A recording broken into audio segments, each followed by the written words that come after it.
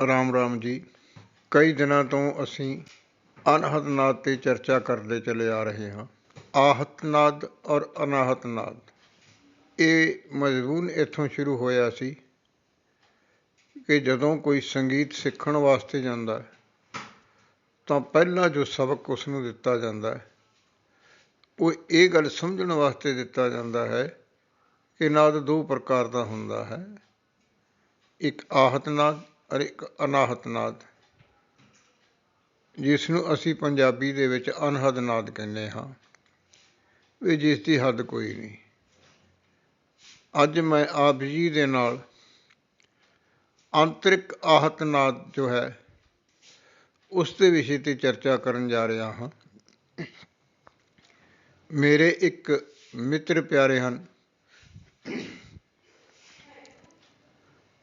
ਉਹਨਾਂ ਨੇ ਮੇਰੀਆਂ ਆਡੀਓਜ਼ ਜਿਹੜੀਆਂ ਹੈ ਉਹ ਕਰੀਬ 3 ਮਹੀਨੇ ਤੋਂ ਸੁਣਨੀਆਂ ਸ਼ੁਰੂ ਕੀਤੀਆਂ ਸੀ।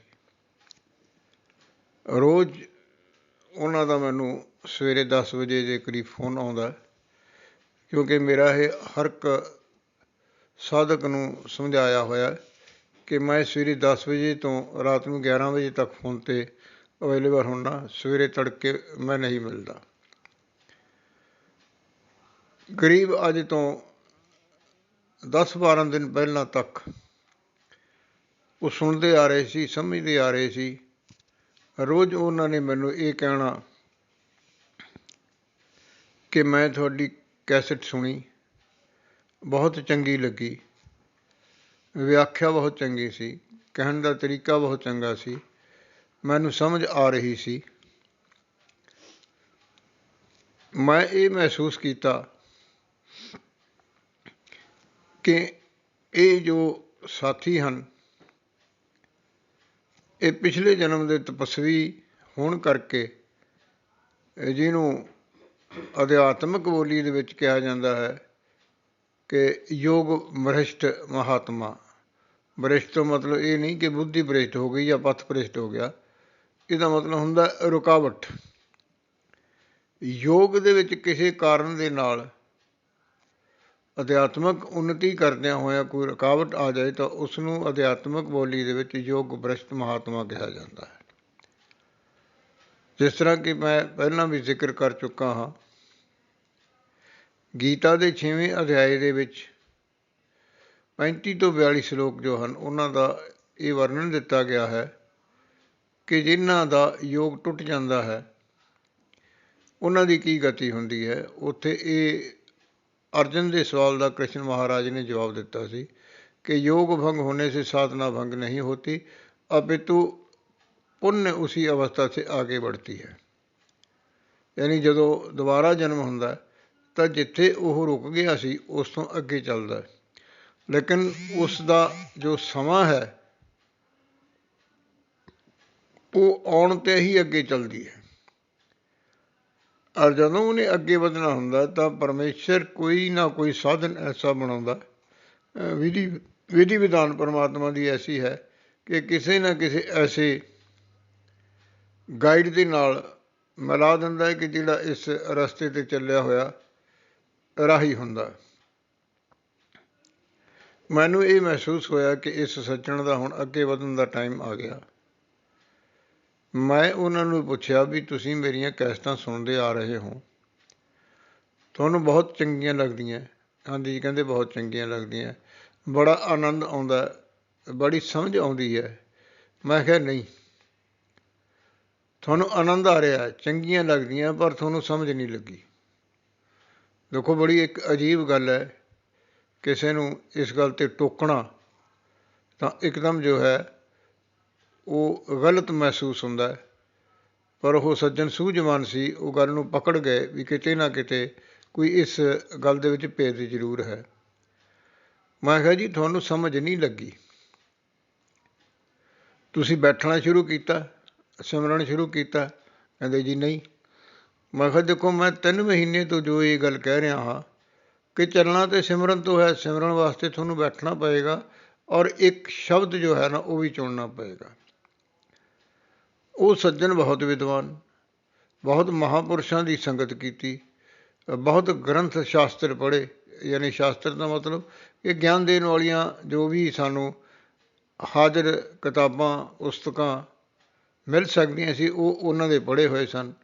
ਜ਼ਿਆਦਾ ਪੜ੍ਹੇ ਹੋਏ ਬੰਦੇ ਨੂੰ ਵੀ ਗੱਲ ਦੀ ਪਕੜ ਐਡੀ ਛੇਤੀ ਆਉਂਦੀ ਨਹੀਂ, ਪਰ ਕਿਉਂਕਿ ਉਹਨਾਂ ਨੇ ਮੈਨੂੰ ਇਹ ਸਾਰਿਆਂ ਨਾਲੋਂ ਪਹਿਲਾਂ ਇਹ ਫੋਨ ਕੀਤਾ ਸੀ ਜੀ ਮੈਂ ਤੁਹਾਨੂੰ ਮਿਲਣਾ ਚਾਹੁੰਦਾ। ਮੈਂ ਕਿਹਾ ਜੀ ਕਾਹਦੇ ਵਾਸਤੇ ਮਿਲਣਾ? ਲਾਕਡਾਊਨ ਦੇ ਦਿਨ ਸੀ। ਕਹਿੰਦੇ ਜੀ ਮੈਂ ਕੁਛ ਪੁੱਛਣਾ ਚਾਹੁੰਦਾ। ਮੈਂ ਕਿਹਾ ਜੀ ਕਿਸ ਬਾਰੇ? ਕਹਿੰਦੇ ਜੀ ਮੈਂ ਇੱਕ ਤੁਹਾਡੀ ਕੈਸਟ ਸੁਣੀ ਹੈ ਵੀ ਭਗਤ 4 ਪ੍ਰਕਾਰ ਦੇ ਹੁੰਦੇ ਹਨ, ਹਿੰਦੀ ਦੇ ਵਿੱਚ ਸੀ, ਅਤੇ ਮੈਂ ਕੁਛ ਹੋਰ ਸੁਣਨਾ ਜਾਂ ਸਮਝਣਾ ਚਾਹੁੰਦਾ। ਮੈਂ ਕਿਹਾ ਜੀ ਮੇਰੇ ਕੋਲ ਆਉਣ ਦੀ ਜ਼ਰੂਰਤ ਨਹੀਂ, ਮੈਂ ਤੁਹਾਨੂੰ ਹੋਰ ਕੈਸਟ ਭੇਜਦਾ। ਉਸ ਵੇਲੇ ਤੱਕ 8-10 ਕੈਸਟਾਂ ਹੋਰ ਬਣ ਚੁੱਕੀਆਂ ਸਨ। ਮੈਂ ਉਹਨਾਂ ਨੂੰ ਵੀਡੀਓਜ਼ ਪਹੁੰਚੀਆਂ। ਮੈਂ ਕਿਹਾ ਤੁਸੀਂ ਇਹ ਸੁਣੋਗੇ ਤਾਂ ਤੁਹਾਡੇ 90% ਸਵਾਲ ਜਿਹੜੇ ਆ ਨਾ ਉਹ ਖਤਮ ਹੋ ਜਾਣਗੇ। 8-10 ਕੈਸਟਾਂ ਸੁਣਨ ਤੋਂ ਬਾਅਦ ਉਹਨਾਂ ਦਾ ਫੋਨ ਆਇਆ ਜੀ ਮੇਰੇ 100% ਸਵਾਲ ਜੋ ਹੈ ਨਾ ਉਹ ਖਤਮ ਹੋ ਗਏ ਹਨ। ਉਸ ਤੋਂ ਬਾਅਦ ਲਗਾਤਾਰ ਉਹਨਾਂ ਨੇ ਸੁਣਨਾ ਸ਼ੁਰੂ ਕੀਤਾ, ਆਨੰਦ ਆਇਆ। ਮੈਂ ਉਹਨਾਂ ਨੇ ਕਿਹਾ ਜੀ ਬੈਠਣਾ ਤਾਂ ਪਵੇਗਾ, ਬੈਠਣਾ ਜ਼ਰੂਰੀ ਹੈ, ਬੈਠੋ। ਕਹਿੰਦੇ ਜੀ ਮੈਂ ਕਿਸੇ ਦੀਕਸ਼ਾ ਨਹੀਂ ਲਈ। ਮੈਂ ਕਿਹਾ ਜੀ ਤੁਸੀਂ ਆਪਣੇ ਨਾਮ ਦਾ ਜਾਪ ਕਰ ਲਓ। ਜਾਪ ਤੋਂ ਸਿਰਫ ਇਹੀ ਭਾਵ ਹੈ ਕਿ ਜਾਪ ਨੇ ਅੰਦਰ ਨੂੰ ਜਗਾਉਣਾ, ਅੰਦਰ ਨੂੰ ਚਲਾਉਣਾ ਹੈ। ਕਹਿੰਦੇ ਜੀ ਮੈਨੂੰ ਓਮ ਸੁਣਾਈ ਦਿੰਦਾ, ਓਮ ਦਾ ਜਾਪ ਕਰਾਂ। ਮੈਂ ਕਿਹਾ ਜੀ ਓਮ ਦਾ ਜਾਪ ਕਰ ਲਓ। ਮੈਂ ਕਿਹਾ ਜੀ ਇਹ ਜਿੰਨੇ ਵੀ ਸਾਨੂੰ ਸ਼ਬਦ ਦਿੱਤੇ ਜਾਂਦੇ ਹਨ ਨਾ ਸਿਮਰਨ ਵਾਲੇ, ਇਹਨਾਂ ਦੇ ਪਿੱਛੇ ਜਿਹੜੀ ਹੋਮਿੰਗ ਵਾਸਤੇ ਮਾਂ ਸ਼ਬਦ ਆਉਂਦਾ। ਮੈਂ ਕਿਹਾ ਜੀ ਇੱਕ ਕਵਾਲੀ ਹੈ, ਉਹਦੇ ਵਿੱਚ ਨੁਸਰਤ ਫਤਿਹ ਅਲੀ ਖਾਨ ਸਾਹਿਬ ਨੇ ਕਿਹਾ ਬੇਹੱਦ ਰਮਜ਼ਾਂ ਦੱਸਦਾ ਰਹਿੰਦਾ ਮੀਮ ਦੇ ਓਲੇ ਮੇਰਾ ਢੋਲਣ ਮਾਹੀ। ਮੀਮ ਉਰਦੂ ਦੇ ਮਨ ਨੂੰ ਕਹਿੰਦੇ ਆ ਔਰ ਮੁਰਸ਼ਦ ਨੂੰ ਕਹਿੰਦੇ ਆ। ਅਰਨਾਦ ਦੀ ਹੋਮਿੰਗ ਜੋ ਹੈ ਉਹ ਮਾਂ ਸ਼ਬਦ 'ਤੇ ਜਾ ਕੇ ਖਤਮ ਹੁੰਦੀ ਹੈ। ਚਾਹੇ ਰਾਮ ਹੈ, ਚਾਹੇ ਓਮ ਹੈ, ਚਾਹੇ ਸਤਨਾਮ ਹੈ, ਚਾਹੇ ਸੋਹਮ ਹੈ, ਇਹ ਸਾਰੇ ਜਿਹੜੇ ਸ਼ਬਦ ਨੇ ਇਹ ਮਾਂ ਸ਼ਬਦ 'ਤੇ ਜਾ ਕੇ ਖਤਮ ਹੁੰਦੇ ਹਨ। 10 ਦਿਨਾਂ ਦੇ ਵਿੱਚ ਉਹਨਾਂ ਨੇ ਬੈਠਣ ਤੋਂ ਬਾਅਦ ਇਹ ਮਹਿਸੂਸ ਕੀਤਾ ਉਹਨਾਂ ਦੇ ਨਾਲ, ਕਿਉਂਕਿ ਉਹਨਾਂ ਦਾ ਟਾਈਮ ਆ ਗਿਆ ਸੀ ਅੱਗੇ ਵਧਣ ਦਾ। ਕਹਿੰਦੇ ਜੀ ਨਾਦ ਸੁਣਾਈ ਦਿੰਦਾ। ਮੈਂ ਕਿਹਾ ਜੀ ਠੀਕ ਹੈ। ਕਹਿੰਦੇ ਵੀ ਮੈਨੂੰ ਇੱਕ ਤੇਜ਼ ਰੋਸ਼ਨੀ ਦੀ ਝਲਕ ਵੀ ਮੇਰੇ 'ਤੇ ਆ ਕੇ ਪੈ ਰਹੀ ਹੈ। ਮੈਂ ਕਿਹਾ ਜੀ ਇਹ ਪੈਂਦੀ ਹੁੰਦੀ ਆ, ਪਰ ਇਹ ਅੰਦਰ ਦੀ ਅੱਖ ਵੀ ਇਹਨੂੰ ਬਰਦਾਸ਼ਤ ਨਹੀਂ ਕਰਦੀ, ਇਹ ਸਿਰਫ ਇੱਕ ਟੇਲਰ ਹੈ। ਆਹਿਸਤਾ ਆਹਿਸਤਾ ਤੁਹਾਨੂੰ ਸਾਰਾ ਕੁਛ ਨਜ਼ਰ ਆਏਗਾ। ਫਿਰ ਉਹ ਕਹਿੰਦੇ ਜੀ ਮੈਨੂੰ ਆਵਾਜ਼ ਸੁਣਾਈ ਦਿੱਤੀ ਹੈ ਜਿਵੇਂ ਝਰਨਾ ਪਾਣੀ ਦਾ ਵਹਿ ਰਿਹਾ, ਤੇਜ਼ ਹਵਾ ਚੱਲ ਰਹੀ ਹੈ, ਔਰ ਕਹਿੰਦੇ ਵੀ ਅੱਜ ਮੈਨੂੰ ਜਿਵੇਂ ਘੁੰਗਰੂ ਵੱਜਦੇ ਆ ਉਹਨਾਂ ਦੀ ਵੀ ਆਵਾਜ਼ ਸੁਣਾਈ ਦਿੱਤੀ ਹੈ। ਮੈਂ ਕਿਹਾ ਜੀ ਇਹ ਅੰਦਰ ਦੀਆਂ ਆਵਾਜ਼ਾਂ ਹੁੰਦੀਆਂ ਹਨ। ਅੱਜ ਮੈਂ ਆਪ ਜੀ ਦੇ ਨਾਲ ਇਹਨਾਂ ਦਾ ਭੇਦ ਖੋਲ੍ਹਣ ਜਾ ਰਿਹਾ ਹਾਂ। ਆਹਤ ਕਹਿੰਦੇ ਆ ਕਿਸੇ ਚੀਜ਼ ਦੀ ਕਿਸੇ ਚੀਜ਼ ਦੇ ਨਾਲ ਟਕਰਾਅ ਹੋਣਾ। ਸਾਡਾ ਜਦੋਂ ਮਨ ਅਤੇ ਮਸਤਕ ਸ਼ਾਂਤ ਹੋ ਜਾਂਦਾ ਤਾਂ ਸਾਡੀ ਜੋ ਸੁਰਤੀ ਹੈ ਉਹ ਆਤਮਾ ਦੇ ਨਾਲ ਇਕੱਲੀ ਰਹਿ ਜਾਂਦੀ ਹੈ। ਸੁਰਤ ਦਾ ਮਤਲਬ ਸੁਣਨਾ। ਔਰ ਜੋ ਸਾਡੀ ਆਤਮਾ ਹੈ, ਉਹ ਜੋ ਸਾਡਾ ਸੂਖਸ਼ਮ ਸਰੀਰ ਹੈ, ਉਸ ਦੇ ਵਿੱਚ ਵੀ ਇਹ 5 ਤੱਤ ਹਨ। ਬਾਹਰ ਜੋ ਸਾਡਾ ਸਥੂਲ ਸਰੀਰ ਹੈ, ਇਸ ਦੇ ਵਿੱਚ 4 ਤੱਤ ਹਨ, ਲੇਕਿਨ ਅੰਤਰਿਕ ਜੋ ਸਾਡਾ ਸੂਖਸ਼ਮ ਸਰੀਰ ਹੈ ਉਹਦੇ ਨਾਲ 5 ਤੱਤ ਜੁੜੇ ਹੋਏ ਹਨ। ਕਿਉਂਕਿ ਨਾਦ ਜੋ ਹੈ ਉਹ 5ਵਾਂ ਤੱਤ ਹੈ। ਆਕਾਸ਼ ਤੱਤ ਜਿਹਨੂੰ ਅਸੀਂ ਕਹਿੰਦੇ ਹਾਂ, ਉਹਦੇ ਵਿੱਚ ਗੂੰਜ ਜੋ ਹੈ ਉਹ ਸਦਾ ਚੱਲਦੀ ਰਹਿ ਰਹੀ ਹੈ। ਜਿਸ ਵਕਤ ਸਾਡੀ ਆਤਮਾ ਅੰਦਰ ਕਿਸੇ ਸੂਖਸ਼ਮ ਤੱਤ ਦੇ ਨਾਲ ਟਕਰਾਉਂਦੀ ਹੈ ਜਾਂ ਖੇਡਦੀ ਹੈ ਜਾਂ ਉਸਦਾ ਸੰਗੀਤਮਈ ਪਹਿਲੂ ਨਜ਼ਰ ਆਉਂਦਾ ਹੈ, ਉਹ ਇਹ ਹੁੰਦਾ ਕਿ ਜਿਸ ਵਕਤ ਸਾਡੀ ਆਤਮਾ ਅਗਨੀ ਦੇ ਤੱਤ ਦੇ ਨਾਲ ਮੇਲ ਕਰਦੀ ਹੈ ਤਾਂ ਇੱਕ ਤੁਨਕਾਰ ਦੀ ਆਵਾਜ਼ ਆਉਂਦੀ ਹੈ, ਜਿਸ ਤਰ੍ਹਾਂ ਤੂੰਬੇ ਦੀ ਆਵਾਜ਼ ਹੈ, ਸਿਤਾਰ ਦੀ ਆਵਾਜ਼ ਹੈ, ਤਾਨਪੁਰੇ ਦੀ ਆਵਾਜ਼ ਹੈ। ਇਸੇ ਤਰ੍ਹਾਂ ਜਦੋਂ ਧਰਤੀ ਦੇ ਤੱਤ ਨਾਲ ਟਕਰਾਉਂਦੀ ਹੈ ਤਾਂ ਉਸ ਦੀ ਜੋ ਆਵਾਜ਼ ਹੈ ਉਹ ਜਿਸ ਤਰ੍ਹਾਂ ਧਰਤੀ ਦਾ ਤੱਤ ਦੇ ਵਿੱਚ ਹੁੰਦਾ, ਜਿਸ ਤਰ੍ਹਾਂ ਪਿੱਤਲ ਨੂੰ ਧਰਤੀ ਦੇ ਵਿੱਚ ਢਾਲ ਕੇ ਬਣਾਇਆ ਜਾਂਦਾ ਹੈ ਔਰ ਲੋਹੇ ਨੂੰ ਢਾਲ ਕੇ ਦੇਗ ਬਣਾਈ ਜਾਂਦੀ ਹੈ, ਤਾਂ ਉਸ ਦੀ ਜੋ ਆਵਾਜ਼ ਹੈ ਉਹ ਟਣਕਾਰ ਦੀ ਆਵਾਜ਼ ਹੁੰਦੀ ਹੈ। ਜਿਸ ਤਰ੍ਹਾਂ ਅਗਨੀ ਤੱਤ ਦਾ ਦੱਸਿਆ ਮੈਂ, ਸਿਤਾਰ ਦੀ ਆਵਾਜ਼ ਹੈ, ਤੂੰਬੇ ਦੀ, ਸਿਤਾਰ ਦੀ, ਔਰ ਧਰਤੀ ਦੇ ਤੱਤ ਦੀ ਜੋ ਆਵਾਜ਼ ਹੈ, ਉਹ ਆਵਾਜ਼ ਜੋ ਹੈ ਉਹ ਘੰਟੀ, ਘੜਿਆਲ, ਘੁੰਗਰੂ, ਟੱਲ, ਗਰਜਵੀਂ ਆਵਾਜ਼ ਹੁੰਦੀ ਹੈ ਜਿਸ ਨੂੰ ਅਸੀਂ ਕਹਿੰਦੇ ਹਾਂ ਟਨ ਦੀ ਆਵਾਜ਼। ਔਰ ਜੋ ਸਾਡੇ ਅੰਦਰ ਸੂਖਸ਼ਮ ਦੇ ਰੂਪ ਦੇ ਵਿੱਚ ਹਵਾ ਦਾ ਤੱਤ ਹੈ, ਉਸ ਦੇ ਨਾਲ ਜਦੋਂ ਸਾਡੀ ਆਤਮਾ ਖੇਡਦੀ ਹੈ, ਟਕਰਾਉਂਦੀ ਹੈ, ਤਾਂ ਉਸ ਵਕਤ ਜੋ ਆਵਾਜ਼ ਹੈ, ਉਹ ਆਵਾਜ਼ ਬਾਂਸਰੀ ਦੀ ਆਵਾਜ਼, ਹਾਰਮੋਨੀਅਮ ਦੀ ਆਵਾਜ਼, ਬੀਨ ਦੀ ਆਵਾਜ਼, ਬੀਨ ਦੀ ਆਵਾਜ਼, ਔਰ ਐਸੀ ਆਵਾਜ਼ ਕਿ ਜਿਸ ਤਰ੍ਹਾਂ ਹਵਾ ਚੱਲ ਰਹੀ ਹੈ ਔਰ ਪੱਤਿਆਂ ਦੇ ਨਾਲ ਟਕਰਾ ਕੇ ਉਸਦੀ ਆਵਾਜ਼ ਜੋ ਹੈ ਉਹ ਹਵਾ ਦੇ ਤੱਤ ਦੀ ਆਵਾਜ਼ ਹੈ। ਔਰ ਜੋ ਪਾਣੀ ਦੇ ਤੱਤ ਦੀ ਆਵਾਜ਼ ਹੈ, ਪੁਰਾਣੇ ਜ਼ਮਾਨੇ 'ਚ ਤੁਹਾਨੂੰ ਪਤਾ ਹੋਏਗਾ ਕਿ ਜਿਸ ਵਕਤ ਤਬਲਾ ਵਜਾਉਂਦੇ ਸੀ ਤਾਂ ਉਸ ਦੇ ਉੱਤੇ ਗਿੱਲਾ ਆਟਾ ਲਾਉਂਦੇ ਸੀ, ਯਾਨੀ ਜੋ ਢੱਪ ਦੀ ਆਵਾਜ਼ ਹੈ ਉਹ ਪਾਣੀ ਦੇ ਤੱਤ ਦੀ ਆਵਾਜ਼ ਹੈ। ਔਰ ਪਾਣੀ ਦੇ ਤੱਤ ਦੀ ਇਕੱਲੀ ਆਵਾਜ਼ ਨਹੀਂ ਹੁੰਦੀ, ਪਾਣੀ ਜਦੋਂ ਉੱਪਰੋਂ ਝਰਨੇ ਦੇ ਰੂਪ ਦੇ ਵਿੱਚ ਥੱਲੇ ਡਿੱਗਦਾ ਤਾਂ ਹਵਾ ਦੇ ਤੱਤ ਦੇ ਨਾਲ ਮਿਲ ਕੇ ਉਸਦਾ ਇੱਕ ਆਨੰਦਮਈ ਜੋ ਹੈ ਨਾ ਉਹ ਨਾਦ ਬਣਦਾ ਹੈ।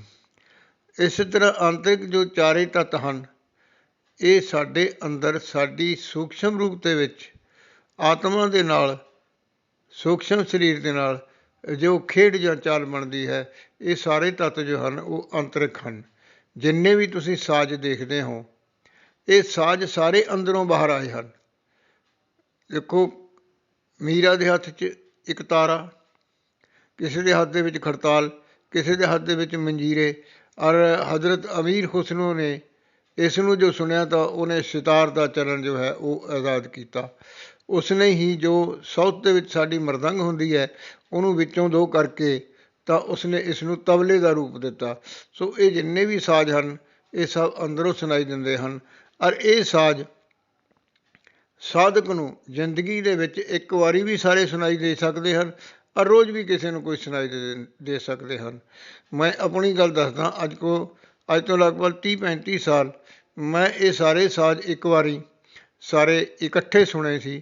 ਤਾਂ ਮੈਂ ਆਪਣੇ ਗੁਰੂ ਮਹਾਰਾਜ ਨਾਲ ਇਸ ਦੀ ਚਰਚਾ ਕੀਤੀ ਤਾਂ ਉਹ ਕਹਿੰਦੇ, ਬੇਟਾ ਇਹ ਆਂਤਰਿਕ ਸ਼ਬਦ ਹੈ, ਇਹ ਆਂਤਰਿਕ ਨਾਦ ਹੈ, ਤੂੰ ਤਾਂ ਨਹੀਂ ਵਜਾਇਆ, ਤੈਨੂੰ ਇਹ ਸੁਣਾਈ ਦਿੱਤਾ, ਇਹ ਤਾਂਘ ਨਾ ਕਰੀ ਵੀ ਤੈਨੂੰ ਇਹ ਰੋਜ਼ ਸੁਣਾਈ ਦੇਣਗੇ। ਇਹ ਜ਼ਿੰਦਗੀ ਦੇ ਵਿੱਚ ਇੱਕ ਵਾਰੀ ਵੀ ਅਗਰ ਸੁਣ ਜਾਣ ਤਾਂ ਇਹਨਾਂ ਨੂੰ ਸ੍ਰੇਸ਼ਟ ਗਿਣਿਆ ਜਾਂਦਾ ਹੈ।